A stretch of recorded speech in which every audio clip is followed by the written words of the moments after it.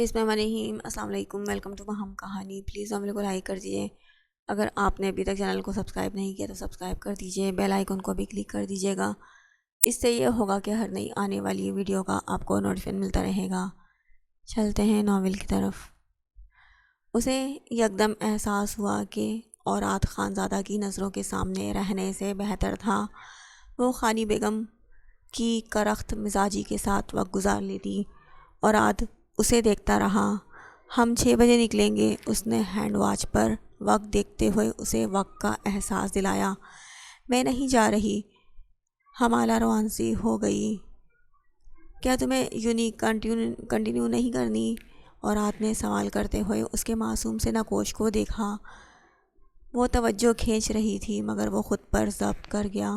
میں یہیں سے جا سکتی ہوں جیسے پہلے جاتی تھی۔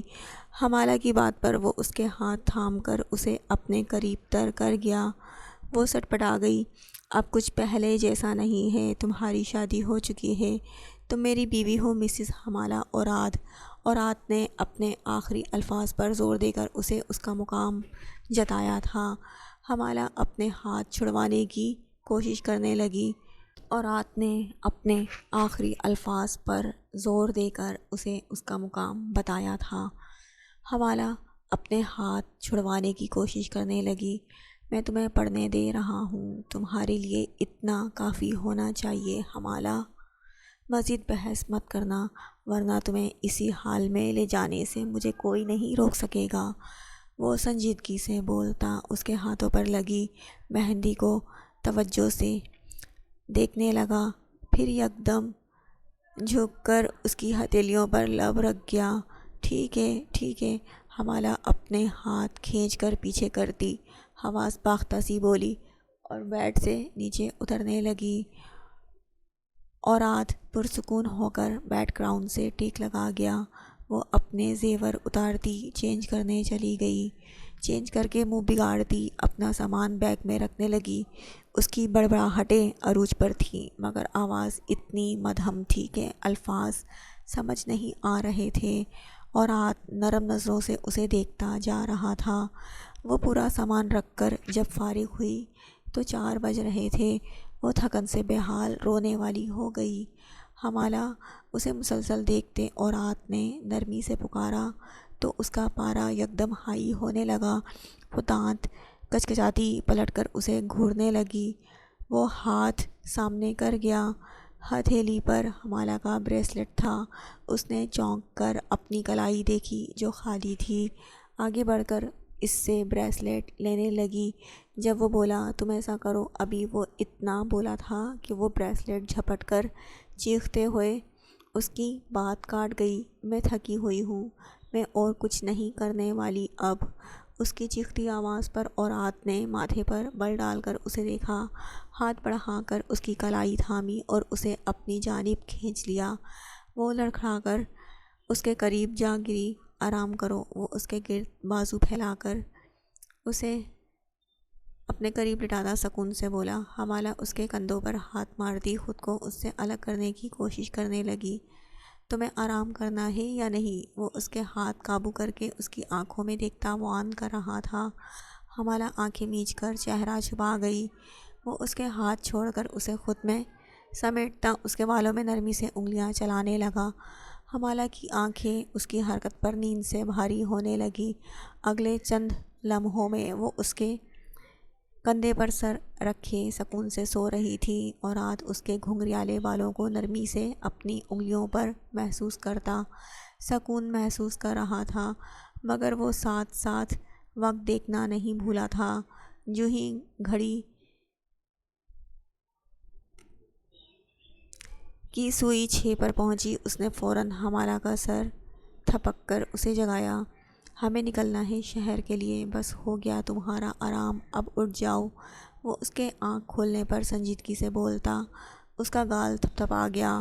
وہ جھٹکے سے اٹھتی اس سے الگ ہوئی، چہرہ خفت سے سرخ ہو رہا تھا۔ وہ اس کے پاس سو ہی کیسے گئی؟ اس کی مرضی پر اس کے پاس سوئی کیوں؟ اپنا منہ دھونے کے لیے واش روم جانے، منہ دھونے اور پھر منہ دھو کر نکلنے تک وہ اسی بات پر خود کو کوستی رہی تھی۔ اوراد اطمینان سے تیاری کر رہا تھا اور حمالہ کا بس نہیں چل رہا تھا کسی جگہ خود کو چھپا دے اور کبھی اوراد یا خانی بیگم کو نہ ملے۔ ہزاروں خواہشیں ایسی کہ ہر خواہش پر دم نکلے۔ وہ ٹھنڈی آہ بھر کر بڑبڑائی تو اس بار اس کی آواز اتنی اونچی ضرور تھی کہ اوراد سن کر ٹھٹکا، حیرت سے گردن موڑ کر حمالہ کو دیکھنے لگا جو اپنی اونچی آواز ہو جانے پر زبان دانتوں تلے دبا کر اپنا سر پیٹ رہی تھی۔ کسی دن بیٹھ کر تمہاری خواہشات ضرور سننا چاہوں گا۔ وہ پلٹ کر دلچسپی سے اسے دیکھ رہا تھا۔ اس دن یقیناً میرے پاس وقت نہیں ہوگا، وہ منہ بنا کر بولتی سر جھٹک گئی۔ اوراد مدھم سا مسکرا دیا۔ علیحہ کے ولیمے سے فارغ ہو کر اسوان کو ایاد خان اپنے ساتھ اپنے گھر لے گیا تھا، جبکہ حمالہ اور الہام اوراد کے ساتھ روانہ ہوئے تھے۔ کل سے میری اسٹڈی اسٹارٹ ہو جائے گی۔ اف یار، میں نے تو انجوائے ہی نہیں کیا ٹھیک سے۔ الہام گاڑی میں بیٹھتا جمائیاں لے رہا تھا۔ رات گہری ہو رہی تھی۔ علیحہ کا ولیمہ رات کا تھا اور اب گھر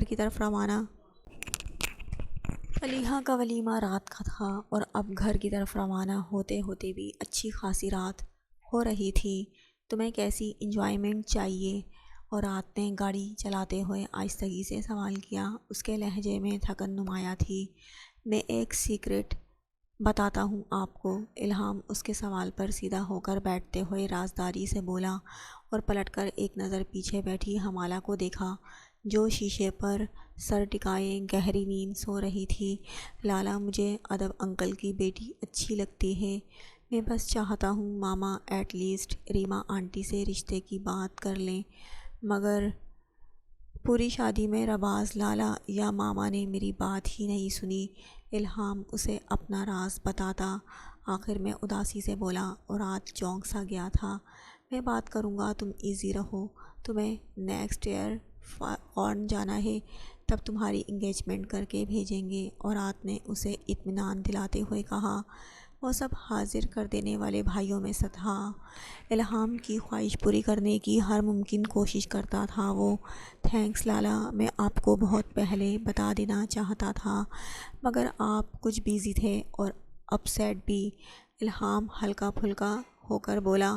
اسے اب اپنے لیے کچھ کرنے کی ضرورت نہیں تھی۔ اوراد اپنوں کے لیے میں سب سنبھال لوں گا کی مثال تھا۔ الہام اپنی عادت کے مطابق ہیڈ فون لگا کر سیٹ سے پشت لگا کر ٹیک گیا۔ فرنٹ مرر سے اوراد نے حمالہ کو دیکھا تو وہ نیند میں پوری طرح ڈوبی ہوئی تھی۔ گردن اتنی جھکا رکھی تھی جیسے ابھی توڑ ڈالے گی۔ وہ اسے دیکھ کر ہی بے چین ہونے لگا۔ وہ اب نہیں جاگنے والی، اس کی نیند سفر میں تو کبھی نہیں ٹوٹتی۔ الہام نے اسے سکون سے جواب دیا۔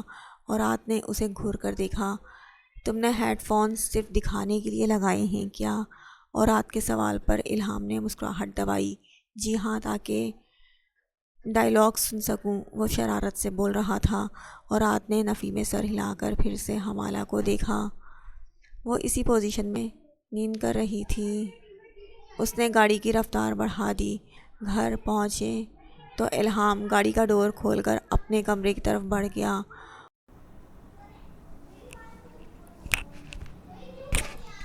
اوراد نے پچھلا دروازہ کھول کر حمالہ کو جگایا۔ ہم گھر پہنچ چکے ہیں، کمرے میں جانا پسند کرو گی یا یہیں سونا ہے؟ اوراد کے پکارنے پر وہ جاگ کر یہاں وہاں دیکھتی گاڑی سے اتر کر اندر کی طرف بڑھ گئی۔ اوراد نے حیرت سے اسے جاتا دیکھا اور پھر گاڑی کی سیٹ پر پڑے اس کے پاؤچ اور موبائل کو دیکھا۔ اس نے جھک کر وہ سامان اٹھایا اور اندر بڑھ گیا۔ جب تک وہ کمرے میں پہنچا، حمالہ چیزیں اتار کر لاپرواہی سے پھینکتی چینج کرنے جا چکی تھی۔ اس پھیلاوے پر اوراد کے ماتھے پر بل پڑ گئے۔ وہ وہیں رک کر حمالہ کا انتظار کرنے لگا۔ وہ چند منٹ بعد نکل کر باہر آئی۔ یہ سب سامان سمیٹو، پھر سونا۔ اوراد کی بات پر وہ چونک کر اسے دیکھنے لگی، پھر اپنے پھیلائے زیور، سینڈل اور کام سے بھرا دوپٹہ دیکھا۔ اوراد نے اس کا پاؤچ بھی وہیں ٹیبل پر رکھ دیا تھا۔ صبح کر لوں گی، وہ سب دیکھ کر نظریں چراتی بیڈ پر پہنچی۔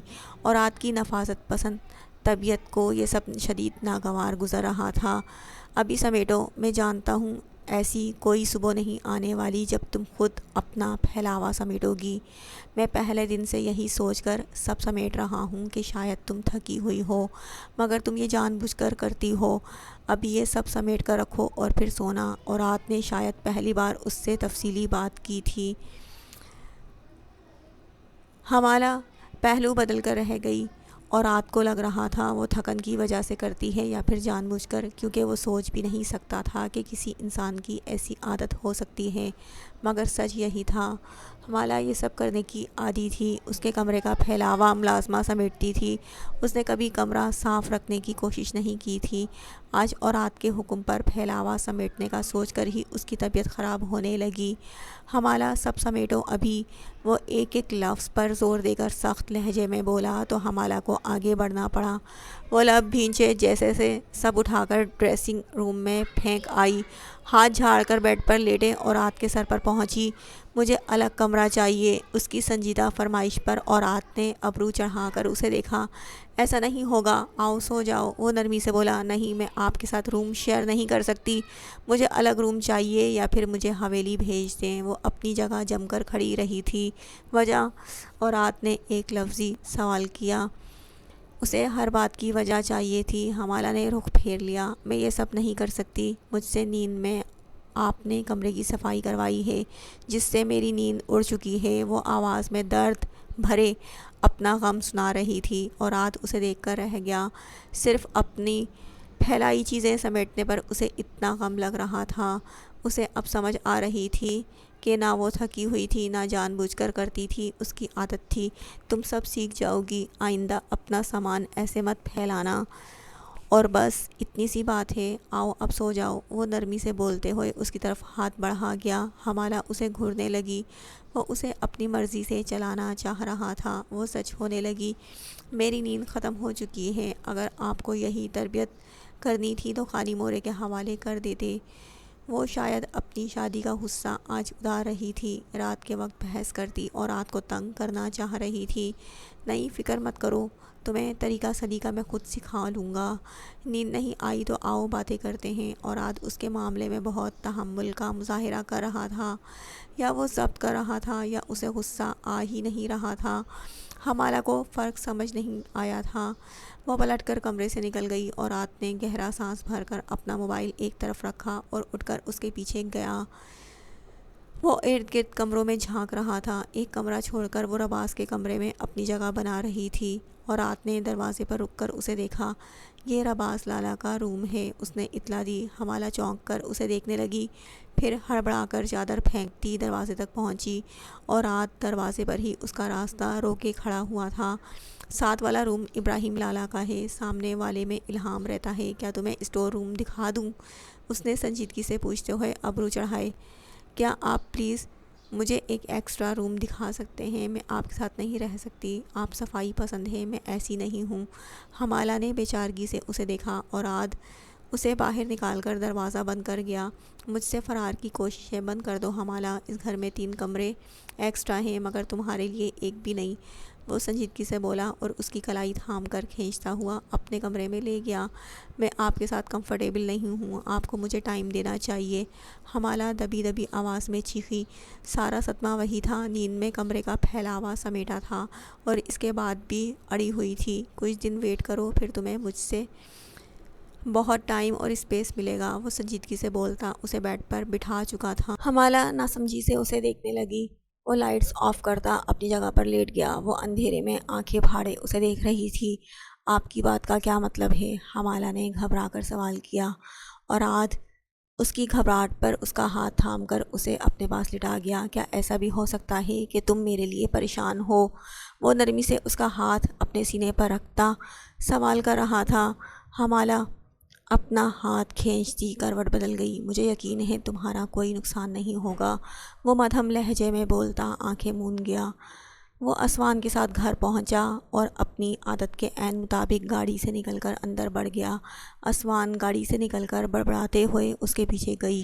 کمرے میں پہنچ کر چینج کیا اور جھجک کر ایات کو دیکھنے لگی جو سکون سے اپنی جگہ پر لیٹ چکا تھا۔ سر کیا میں چائے بنا سکتی ہوں؟ اسوان نے بیڈ کے قریب رک کر سوال کیا۔ ہاں، فریج میں دودھ کا پیک پڑا ہوگا، وہ آنکھوں پر بازو رکھ کر آہستگی سے بول رہا تھا۔ سر آپ کے لیے بھی چائے بنا لوں؟ اس نے ایاد کی تھکن کا خیال کرتے ہوئے مدھم لہجے میں سوال کیا۔ تم پلیز ایک تو یہ گھر میں مجھے سر سر بلانا بند کرو، گھر کو بھی یوں نہیں بنا رکھا ہے۔ ایاد آنکھوں سے بازو ہٹا کر چڑچڑے لہجے میں بولا۔ اسوان بھوکلا کر اسے دیکھنے لگی۔ پھر آپ کو کیا کہوں؟ وہ گھبرا کر پوچھنے لگی۔ کیوں؟ میرا نام چینی زبان میں ہے جو نہیں بلا سکتی، اور نہیں لینا نام تو مت لو، مگر سر مت کہو، کچھ بھی مت کہو، کچھ کہنا ضروری بھی نہیں ہے۔ وہ چڑے ہوئے لہجے میں بول رہا تھا۔ چائے؟ اسوان نے ہچکچا کر سوال دہرایا۔ بنا لاؤ، ایاد نے اٹھ کر بیٹھتے ہوئے کہا۔ وہ سر ہلا کر چلی گئی۔ وہ اپنے بال سمیٹ کر بیک گراؤنڈ سے ٹیک لگا گیا۔ اسے چائے کی طلب نہیں تھی، مگر اسے یہی لگا شاید اسوان اکیلی چائے نہیں پینا چاہتی۔ وہ اسے کمپنی دینے کے خیال سے اٹھ بیٹھا تھا، اور کچن میں کھڑی اسوان منہ کھولے دودھ کا پیک دیکھ رہی تھی۔ دودھ بمشکل آدھا کپ تھا۔ اس نے کیتلی میں دودھ ڈال کر آدھا کپ پانی ڈالا اور ایک کپ چائے بناتی پریشان ہونے لگی۔ اسے ذرا سا بھی اندازہ ہوتا کہ دودھ کم ہوگا تو وہ ایاد کو سونے دیتی۔ اسے اٹھا کر اب چائے نہ دینے کا سوچ کر ہی وہ شرمندہ ہو رہی تھی۔ چائے بنا کر اس نے 2 گھونٹ چائے پی اور دوسرے کپ میں ایاد کے لیے چائے ڈال لی۔ کمرے میں پہنچی تو ایاد سیدھا ہوا۔ تمہاری چائے کہاں ہے؟ وہ ایک کپ دیکھ کر حیرت سے سوال کرنے لگا۔ میں گرم چائے پیتی ہوں، اسی لیے پی کر آئی ہوں، وہ اطمینان سے جھوٹ بولتی۔ کپ اسے پکڑا کر اپنی جگہ پر سو گئی۔ ایاد نے گہرا سانس بھر کر جیسے سے چائے پی اور کپ سائڈ ٹیبل پر رکھ کر لیٹ گیا۔ ان کا رشتہ انوکھا تھا۔ وہ ایک دوسرے کی پرواہ میں جھوٹ بولتے، دوسرے کو خوش کرنے میں مصروف تھے۔ ان کی محبت ان کے دلوں میں آباد ہو رہی تھی، مگر اسے مروت کا نام دیے مطمئن تھے۔ اسوان چائے کی طلب دبا کر سو چکی تھی، اور ایاد جو رات کو چائے پیتا ہی نہیں تھا، اسوان کی بنائی چائے پی کر لیٹ چکا تھا، مگر اب اسی چائے کی وجہ سے سو نہیں پا رہا تھا۔